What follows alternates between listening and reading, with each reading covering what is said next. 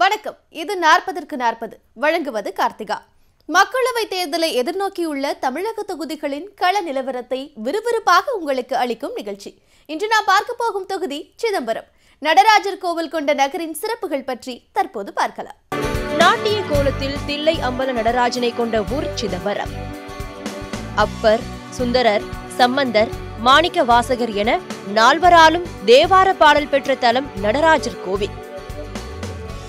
சிதம்பரம், காட்டுமன்னார் கோவில், புவனகிரி பகுதிகளில் பிரதான தொழிலாக விவசாயம் இருக்கும் நிலையில் சுமார் 2,50,000 ஏக்கர் பரப்பில் நெல் விளைகிறது. சுமார் 70,000 ஏக்கரில் ஆலைகளுக்காக கரும்பு விளைவிக்கப்படுகிறது. கொள்ளிடம் ஆறும் வெள்ளாறும் இந்த தொகுதியின் பாசன மற்றும் குடிநீர் தேவையை பூர்த்தி செய்கின்றன. அரியலூர், ஜெயங்கொண்டம் பகுதிகளில் முந்திரி விவசாயம் அதிகம். குன்னம் பகுதி வானம் பார்த்த பூமி என்பதால் மக்காச்சோளம் அதிகமாக பயிரிடப்படுகிறது. அதிகமான சிமெண்ட் தொழிற்சாலைகள் உள்ள பகுதியாக அரியலூர் இருக்கிறது. மீன்பிடித்தல், கைத்தறி நெசவு தொழிலும் உண்டு. பிச்சாவரம் சதுப்பு நில காடுகள், கங்கை கொண்ட சோழபுரம் உள்ளிட்ட சுற்றுலா தலங்களும் இங்குண்டு. 2004ஆம் ஆண்டு முதல் 235 கிலோமீட்டர் தூரத்தில் உள்ள சென்னை மாநகரின் தாகம் தணிக்கும் வீராணம் ஏரி சிதம்பரத்திற்கு அருகே உள்ளது. குன்னம், அரியலூர், ஜெயங்கொண்டம், புவனகிரி, சிதம்பரம், காட்டுமன்னார் கோவில் என 6 சட்டமன்ற தொகுதிகளை கொண்டிருக்கிறது சிதம்பரம் மக்களவை தொகுதி. இதில் 5 தொகுதிகளை அதிமுகவும் 1 தொகுதியை திமுகவும் வைத்துள்ளன. அரசு தலைமை கொறடாவான எஸ். ராஜேந்திரன் அரியலூர் தொகுதி எம்எல்ஏவாக இருக்கிறார். மொத்தம் 14,59,735 வாக்காளர்கள் வாக்களிக்க காத்திருக்கின்றனர். சிதம்பரம் இரட்டை தொகுதியாக இருந்த 1957இல் கனகசபை பிள்ளை மற்றும் இளைய பெருமாள் ஆகியோர் காங்கிரஸ் கட்சி சார்பில் மக்களவைக்கு தேர்ந்தெடுக்கப்பட்டனர். 1962இல் கனகசபை பிள்ளை மீண்டும் தேர்வானார். அதற்கு அடுத்த 2 தேர்தல்களில் திமுகவின் மாயவன் எம்பி ஆனார். 1977இல் அதிமுகவின் முருகேசன் வெற்றி பெற்றார். காங்கிரஸ் கட்சியை சேர்ந்த வள்ளல் பெருமான் 1984 முதல் தொடர்ந்து 3 தேர்தல்களில் வாகை சூடினார். மீண்டும் திமுகவின் கைக்கு சென்ற தொகுதியை முதலாக 1998இல் ஆர். ஏழுமலை மூலம் பாமக கைப்பற்றியது. அதற்கு அடுத்த 2 தேர்தல்களில் பாமகவின் ஏ. பொன்னுசாமி வென்றார். 2009ஆம் ஆண்டு விடுதலை சிறுத்தைகள் கட்சியின் தலைவர் தொல் திருமாவளவன் வெற்றி பெற்றார். கடந்த தேர்தலில் தொல் திருமாவளவன் மீண்டும் போட்டியிட்டார். அவருக்கு எதிராக அதிமுக சார்பில் சந்திரகாசி நிறுத்தப்பட்டார். பாமக சார்பில் சுதா மணிரத்னமும் காங்கிரஸ் சார்பில் முன்னாள் எம்பி வள்ளல் பெருமானும் களமிறக்கப்பட்டனர். இந்த தேர்தலில் தொல் திருமாவளவனை அதிமுகவின் சந்திரகாசி 1,28,495 வாக்குகள் வித்தியாசத்தில் வென்றார். சந்திரகாசி 4,29,536 வாக்குகள் பெற்றார். தொல் திருமாவளவன் 3,01,041 வாக்குகள் பெற்றார். சிதம்பரம் மக்களவை தொகுதியில் வீராணம் ஏரியை ஆழப்படுத்துதல், கொள்ளிடம் கூட்டு குடிநீர் திட்டத்தை அமல்படுத்துதல் உள்ளிட்டவை முதன்மை கோரிக்கைகளாக உள்ளன. இவற்றிற்கு முக்கியத்துவம் கொடுப்பவர்களுக்கே தங்கள் வாக்கு என்கிறார்கள் மக்கள்.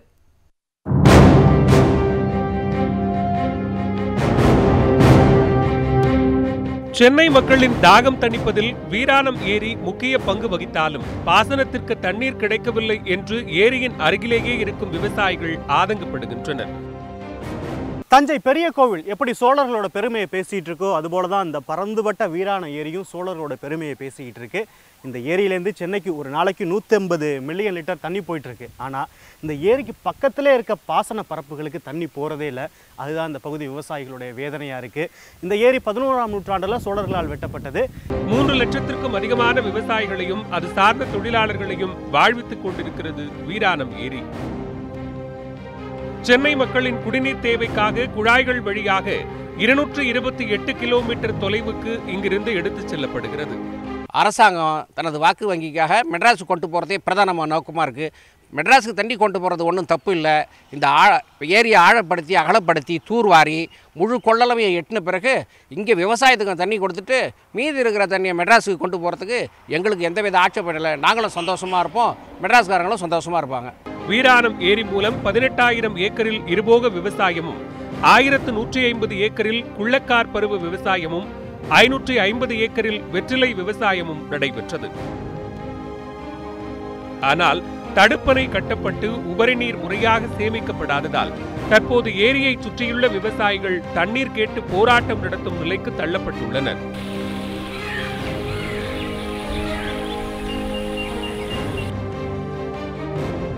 சுற்றுலா மற்றும் ஆன்மீக நகரமாக திகழும் சிதம்பரத்தின் 4 முக்கிய வீதிகளில் தோண்டப்பட்ட பள்ளங்கள் மூடப்படாமல் கிடக்கின்றன. இதனால் கடும் இன்னல்களுக்கு ஆளாவதாக மக்கள் குற்றம் சாட்டியுள்ளனர். ஏற்கனவே ஒரு 10 வருஷத்துக்கு முன்னாடி கட்டின வீடுகள்லாம் பார்த்தீங்கன்னா ட்ரைனேஜ் கனெக்ஷன் வந்து கீழே இருக்கும். இப்போ போடுற பைப் லைன்லாம் பார்த்தீங்கன்னா மேலே போட்டு போகிறாங்க. அப்படி போட்டு வரும்போது வீடுகள்லேருந்து வர தண்ணி வந்து அந்த வெளில போகிற தண்ணியில் வந்து ஏறாது. இந்த மாதிரி ஒரு பிரச்சனைகள் வந்து இருக்குது. இது வந்து ஆரம்பத்துலேருந்தே சொல்லிகிட்டு இருக்கோம். அது யாருமே அதை வந்து காது கொடுத்து கேட்கல. இப்போ தான் அதோட சீரியஸ்னஸை வந்து உணர்றாங்க. இந்த திட்டம் வந்து கிட்டத்தட்ட முழுக்க ஃபெயிலியர் ஆக போகிற ஸ்கீம் தான் இது. திருச்சி மாவட்டம் அணைக்கரையில் தொடங்கும் கொள்ளிடம் ஆறு நாகை மாவட்டம் சீர்காழி அருகே பழைய ஆறில் கடலில் கலக்கிறது. இந்த ஆற்றில் திறந்துவிடப்படும் உபரி நீர் திருச்சி, தஞ்சை, நாகை, திருவாரூர், கடலூர் மாவட்டங்களின் பாசன தேவையையும் கொள்ளிடம் கூட்டு குடிநீர் திட்டம் மூலம் 7 மாவட்ட மக்களின் குடிநீர் தேவையையும் பூர்த்தி செய்கிறது. ஆனால் கடல் நீர் புகுந்து நிலத்தடி நீர் உப்பாகிவிட்டதால் சிதம்பரம் தொகுதியின் முப்போக விவசாயமும் குடிநீர் ஆதாரமும் பாதிக்கப்பட்டுள்ளதாக இங்குள்ளவர்கள் கூறுகிறார்கள். கோடிக்கணக்கான லிட்டர் தண்ணியை இந்த பகுதியிலேருந்து உறிஞ்சி எடுக்கிறாங்க. இப்படி அன்றாட உறிஞ்சும் போது நிலத்தடி நீர் என்ன ஆகும்? குறைய குறைய உப்பு நீர் வந்து நலமுத்தூர் வரைக்கும் போய் அதையும் தாண்டி ஒரு 10 கிலோமீட்டர் தூரத்துக்கு எங்கு பார்த்தாலும் உப்பு தண்ணீராக போச்சு. நிலத்தடி மட்டத்தினுடைய தண்ணீரும் பம்பில் ஹேண்ட் பம்ப் அடித்தா கூட அங்கேயும் உப்பு தண்ணி.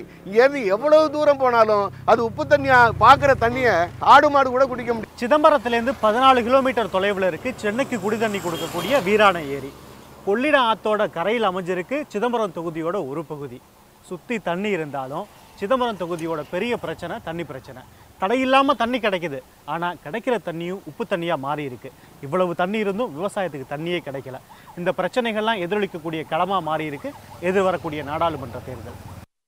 அரியலூர் மாவட்டத்தில் சிமெண்ட் ஆலையால் நிலத்தடி நீர் உப்பானதாக மாறிவிட்டது என குற்றம் சாட்டும் மக்கள். உடையார்பாளையத்தில் NLC கையகப்படுத்திய நிலத்திற்கு 20 ஆண்டாக இழப்பீடு கிடைக்கவில்லை என கூறும் வாக்காளர்கள் இப்படி எந்த பக்கம் திரும்பினாலும் தீர்க்கப்படாத நீண்டகால பிரச்சினைகளை கொண்டிருக்கிறது சிதம்பரம் தொகுதி. சிதம்பரம் தொகுதியின் ஒரு பகுதியான அரியலூர் மாவட்டத்தில் சிமெண்ட் ஆலைகளால் நிலத்தடி நீர் உப்பாக மாறி பல நோய்களை உருவாக்கி வருகிறது. குடிநீருக்காக பல கிலோமீட்டர் அலைகின்றனர் மக்கள். அங்கே ஊருக்குள்ளே பார்த்தாக்கா தண்ணீர் நல்லா இருக்காது, டேஸ்ட்டாக இருக்காது. இங்கே வந்தாக்கா 1 கிலோமீட்டர் 1.5 கிலோமீட்டர் வந்தோம்னா கிணத்து தண்ணி நல்லாயிருக்கும், சாப்பிட்றதுக்கு டேஸ்ட்டாக இருக்கும். நாங்கள் அதனால் சைக்கிள் எடுத்துகிட்டு வந்து வண்டி எடுத்துகிட்டு வந்து கொண்டு போவோம். ஒரு நாளைக்கு இதே எத்தனை தடவை இந்த வேலையை பண்ணுவீங்க? ஒரு நாளைக்கு ஒரு டைமும் கொண்டு போனோம்னா வீட்டுக்கு குடிய தண்ணிக்கு சாப்பாட்டு சமைக்கிறதுக்கு வச்சுக்குவோம். சுத்துப்பட்டில் தண்ணிலாம் எப்படி இருக்குது? நிலத்தடி தண்ணி எப்படி இருக்குது? நிலத்தடி தண்ணி கொஞ்சம் துவராக இருக்கும், உப்பு கிக்கும், அது பிடிக்காது, சாப்பிட நல்லா இருக்காது. எத்தனை அடி ஆழத்தில் தண்ணி இருக்கு? 400 அடி போகும்.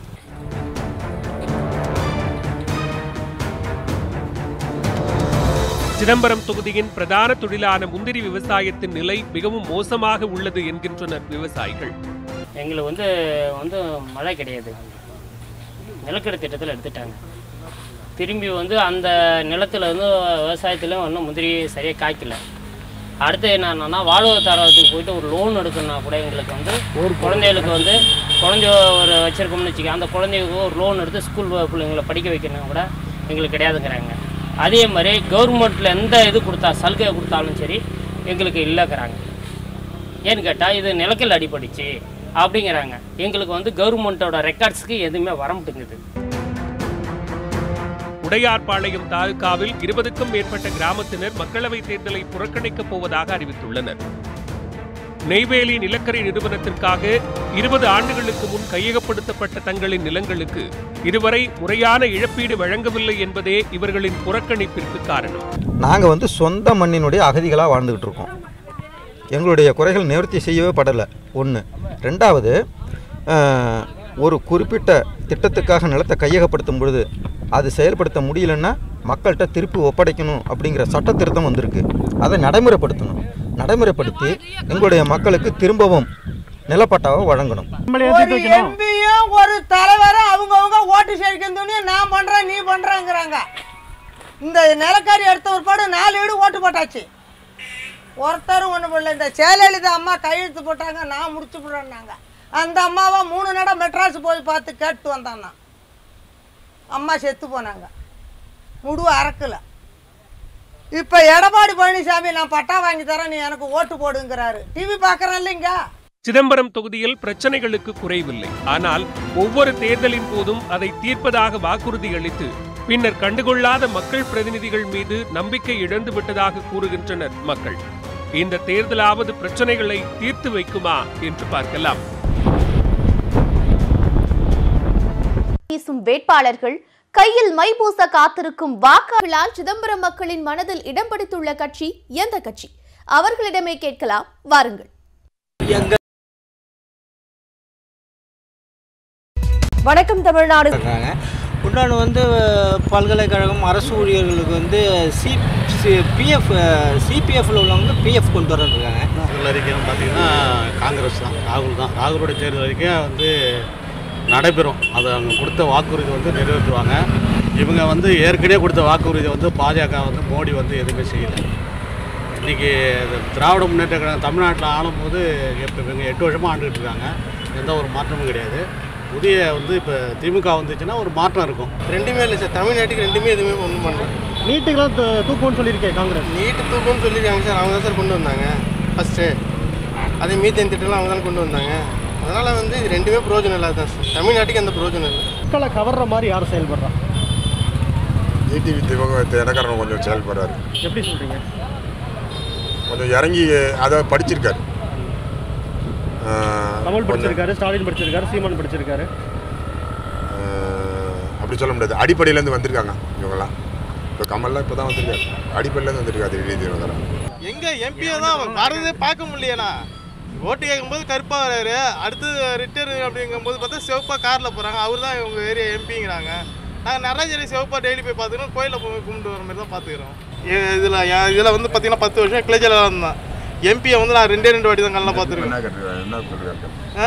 2 வாட்டி தான் எம்பியை நான் கண்ணால் பார்த்துருக்கேன். ஒரு வேலை ஆகுன்னா கூட எனக்கு போய் கிட்ட போய் ஒரு லெட்டர் கொடுக்க முடியல, கொல்ல முடியல, யாருமே பார்க்க முடியல. அவ்வளோதான். மத கலவரம் வளரலன்றதை விட இப்போ பார்த்தீங்கன்னா அந்த 10% இடஒதுக்கீடு தான் சொல்லியிருந்தாங்க. அதெல்லாம் தேவையில்லை. யார் போகிறான்னு அதுக்காக புரிதா இல்லையா? அதெல்லாம் அந்த மாதிரி அந்த மதத்தை வச்சு இதாக தான் பண்ணிட்டு இருக்காங்க. அதனால் திமுக இந்த காங்கிரஸ் கூட்டணி வெற்றி பெற வாய்ப்பு இருக்குங்க. சிதம்பரம் தொகுதி எம்பியாக உள்ள சந்திரகாசி நாடாளுமன்றத்தில் எந்த அளவுக்கு சிறப்பாக செயல்பட்டார் என அறிந்து கொள்ள ஆவலா? இதோ சந்திரகாசியின் நாடாளுமன்ற ரிப்போர்ட் கார்டு. மக்களவை நடந்த 331 நாட்களில் 255 நாட்கள், அதாவது 77 விழுக்காடு நாட்கள் சந்திரகாசி அவைக்கு சென்றுள்ளார். அரியலூரில் படிம அருங்காட்சியகம் அமைக்க வேண்டும், முந்திரி ஏற்றுமதி மண்டலம் அமைக்க வேண்டும் என்பது உள்ளிட்ட 24 விவாதங்களில் அவர் பங்கேற்றுள்ளார். 7 சிறப்பு கவன ஈர்ப்புகளிலும் கலந்து கொண்டுள்ளார். பசுமை பட்டாசு, பால் உற்பத்தி அதிகரிப்பு உட்பட 316 கேள்விகளையும் மக்களவையில் எழுப்பியுள்ளார். சிதம்பரம் தொகுதியின் மேம்பாட்டிற்கு 22 கோடியே 50 லட்சம் ரூபாய் நிதி ஒதுக்கீடு செய்யப்பட்டதில் 18 கோடியே 45 லட்சம் ரூபாயை செலவிட்டுள்ளார்.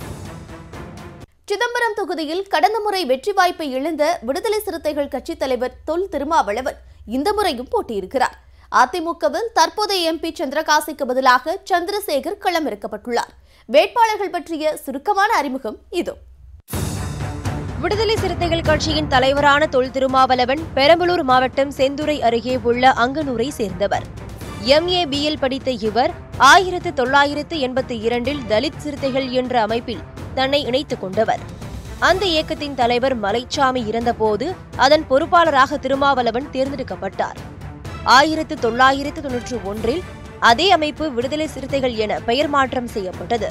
தொடக்கத்தில் தேர்தல் அரசியலில் பங்கெடுக்க மாட்டோம் என திருமாவளவன் அறிவித்திருந்தார். ஆனால் 1999ஆம் ஆண்டு மக்களவைத் தேர்தலில் தமிழ் மாநில காங்கிரஸ் கூட்டணியில் விடுதலை சிறுத்தைகள் கட்சி போட்டியிட்ட போது இதே சிதம்பரம் தொகுதியில் திருமாவளவன் போட்டியிட்டு 2 லட்சத்திற்கும் அதிகமான வாக்குகள் பெற்றார். முன்னதாக போட்டியிடுவதற்காக தடை அறிவியல் துறையில் தான் வகித்து வந்த பதவியில் இருந்து விலகினார். சிதம்பரம் தொகுதியில் இதுவரை 4 முறை திருமாவளவன் போட்டியிட்டுள்ளார். அதில் 2009ஆம் ஆண்டு மட்டுமே வெற்றி பெற்றார். 2001இல் மங்களூரு சட்டமன்ற தொகுதியில் போட்டியிட்டு வெற்றி பெற்றார். 2016இல் காட்டுமன்னார் கோவில் சட்டமன்ற தொகுதியில் போட்டியிட்டு தோல்வியடைந்தார். எழுத்தாளர், பேச்சாளர் என பன்முகத்தன்மை கொண்ட திருமாவளவன் தமிழகத்தில் தலித் அரசியலை முன்னெடுத்து சென்றதில் முக்கியமானவர். மீனாட்சிபுரம் மதமாற்றம் தொடர்பாக ஆய்வு செய்து முனைவர் பட்டம் பெற்றுள்ளார். அதிமுக சார்பில் போட்டியிடும் சந்திரசேகர் அரியலூர், பொய்தாநல்லூரை சேர்ந்தவர். MA படித்துள்ள இவர் முன்னாள் ஒன்றிய கவுன்சிலர். கோயம்பேடு சந்தையில் வணிகம் செய்து வருகிறார். லாரி வாடகை தொழிலிலும் ஈடுபட்டுள்ளார். அம்மா மக்கள் முன்னேற்றக் கழகம் சார்பில் போட்டியிடும் இளவரசன் அக்கட்சியின் பெரம்பலூர் மாவட்ட இலக்கிய அணி செயலாளராக இருக்கிறார்.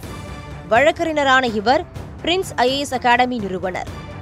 நாம் தமிழர் கட்சியின் சார்பில் போட்டியிடும் சிவஜோதி சிதம்பரம் அருகே உள்ள பூங்குடியை சேர்ந்தவர். மக்கள் நீதி மய்யத்தின் வேட்பாளரான 51 வயதான ரவி சிதம்பரத்தை சேர்ந்தவர். நிழக்கிழாராக இருக்கிறார். சிதம்பரம் MP-யாக தேர்ந்தெடுக்கப்பட்டால் கொள்ளிடத்தில் தடுப்பணையும் புவனகிரி தொகுதியில் வாசனை திரவிய ஆலையும் கட்டித்தர நடவடிக்கை எடுப்பேன் என்று விடுதலை சிறுத்தைகள் கட்சித் தலைவர் திருமாவளவன் வாக்குறுதி அளித்துள்ளார். அவரை எதிர்த்து அதிமுக சார்பில் போட்டியிடும் சந்திரசேகரன் முதலமைச்சர், துணை முதலமைச்சர் கொடுத்த வாக்குறுதிகளையும் மத்திய அரசு அறிவித்துள்ள திட்டங்களையும் விரைந்து செயல்படுத்துவேன் என கூறியுள்ளார். சட்டமன்ற தொகுதிக்கு உட்பட்ட பகுதிகளில் கொள்ளிடம் தடுப்பணை கட்ட வேண்டும் என்பது நீண்டகால கோரிக்கை. விவசாய பெருங்குடி மக்கள் அந்த கோரிக்கையை தொடர்ந்து எழுப்பி வருகிறார்கள். புவனகிரி சட்டமன்ற தொகுதிக்கு உட்பட்ட பொதுமக்கள் அங்கே ஒரு வாசனை திரவியம் தயாரிப்பதற்கான ஆலை ஒன்றை உருவாக்க வேண்டும் என்பது நீண்டகால கோரிக்கை.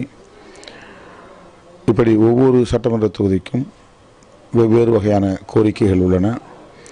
எங்க கல்வி கட்டணம் குறைச்சிருக்கு, கிட்டத்தட்ட எல்லா இடத்துலயும் டியூஷன் ஃபீஸ் 2.5 lakhs இருந்து 10 lakhs மாறிடுச்சு.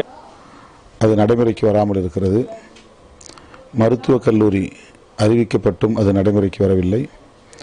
அந்த கோரிக்கைகளை நிறைவேற்ற வேண்டும் என்று தொடர்ந்து மக்கள் முன்வைத்து வருகிறார்கள். அந்த கோரிக்கைகளை நிறைவேற்றுவதற்கு உரிய முயற்சிகளை மேற்கொள்வேன். ஏற்கனவே எம்ஜிஆர் நூற்றாண்டு விழா வரும்போது முதலமைச்சரும் துணை முதலமைச்சரும் பல வாக்குறுதிகளை கொடுத்துள்ளனர். அதை அனைத்தும் அந்தந்த சட்டமன்றத்துக்கு உட்பட்ட உறுப்பினர்கள் விரைந்து முடித்துள்ளனர், நடந்து கொண்டு இருக்கிறது. இப்பொழுது சிதம்பரம் பாராளுமன்றத்துக்கு உட்பட்ட எனக்கு வாக்குகள் சேகரிக்க முதலமைச்சரும் துணை முதலமைச்சரும் பல திட்டங்களை அறிவித்துள்ளனர். அந்த திட்டங்களை நானும் என்னுடன் மாவட்ட கழக செயலாளர்களும் மற்றும் அந்த சட்டமன்ற உறுப்பினர்களுடன் இணைந்து அந்த திட்டங்களை விரைந்து முடிக்க பாடுபடுவேன். மேலும் மக்களுக்கு தேவையான அனைத்து மக்களுடன் குறைகளையும் அனைத்து வசதிகளையும் கேட்டறிந்து மத்தியிலிருந்து என்னென்ன திட்டங்களை பெற முடியுமோ அவற்றை பெற்றெடுத்து இந்த மக்களுக்காக செயல்படுத்துவேன். சிதம்பரம் தொகுதி நிலவரம் பற்றி முழுமையாக தெரிந்து கொண்டோம். அடுத்த நிகழ்ச்சியில் மற்றொரு தொகுதியுடன் சந்திக்கிறோம். இணைந்திருங்கள். இது News 18 தமிழ்நாடு.